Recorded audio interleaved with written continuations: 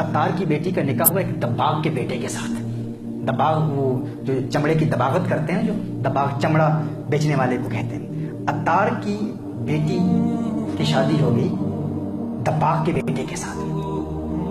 اب جب وہ اپنے نئے گھر میں آئی، اب جانتے ہیں جہاں چمڑا بنتا ہو، جہاں چمڑا تیار ہوتا ہو، جہاں چمڑے کی دباغت کا عمل ہوتا ہو، وہاں بدبو بہت زیادہ ہوتی ہے، بہت ہی شدید بدبو ہوتی ہے. تو وہ جب وہ بہو نئے گھر میں آئی تو گھر کے ایک کونے میں بیٹھی رہتی، اپنا ناک پکڑ کے بیٹھی رہتی، گھر میں کوئی کام نہیں کرتی. اس کی ساس نے کہا کہ تیرا یہاں آنے کا کیا فائدہ، کہ جب سے تو آئی ہے نہ کوئی کام کرتی ہے، کچھ بھی نہیں کرتی، ایک کمرے میں تو بیٹھی رہتی اور ناک پکڑ کے بیٹھی رہتی ہے، تیرے آنے کا کیا فائدہ.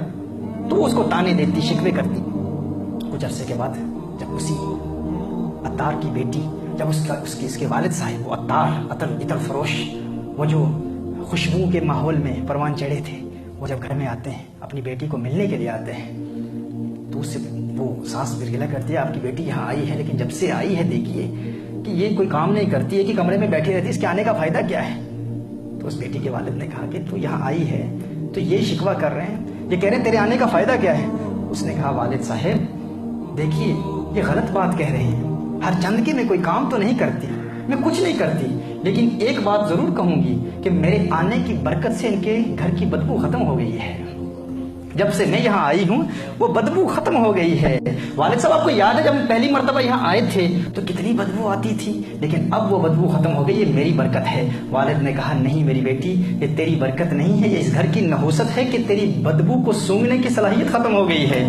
تجھے اس بدبو کی عادت ہو گئی، اب اس بدبو کو تم محسوس نہیں کرتی، وہ بدبو ویسے ہی موجود ہے. تو مجھ سے پوچھ، میں جو عطر کے ماحول سے آیا ہوں، میں آج باہر سے آیا ہوں، جب آج گھر آیا ہوں تو مجھے وہ بدبو ویسے ہی محسوس ہو رہی ہے، لیکن تجھے اس کی عادت ہو گئی ہے، تجھے اس کی برائی نظر نہیں آتی. تو جب انسان بے نمازیوں میں رہتا ہے، شرابیوں میں رہتا ہے، جب انسان گنہگاروں میں رہتا ہے، وہی انسان جو گناہ سے نفرت کرتا ہے، ایک وقت آتا ہے کہ وہ جھوٹ کو برائی سمجھتا ہی نہیں ہے، وہ شراب میں برائی نہیں دیکھتا، وہ بے نمازی ہونے کے عمل میں برائی نہیں دیکھتا، وہ کہتا ہے اس میں کوئی پرابلم نہیں ہے، کوئی دقت نہیں ہے، کوئی پریشانی نہیں ہے. اللہ دیکھیں، اللہ سب کا اللہ ایک ہی ہے، اللہ معاف کر دے گا، اللہ غفور الرحیم ہے، اس قسم کے بہانے. لیکن جب وہی شخص ایک نیک شخص کے ساتھ رہتا ہے، اپنے ہم عمروں کے ساتھ رہتا ہے، وہ دیکھتا ہے کہ وہ لوگ ایک نماز قضا ہونے پر کتنا روتے ہیں. اچھوں کی صحبت کا محترم احبہ یہی اثر ہے. اچھوں کی صحبت اختیار کر لیں، اللہ کے پیاروں کی صحبت اختیار کر لیں. And that is my message for all the young brothers as well.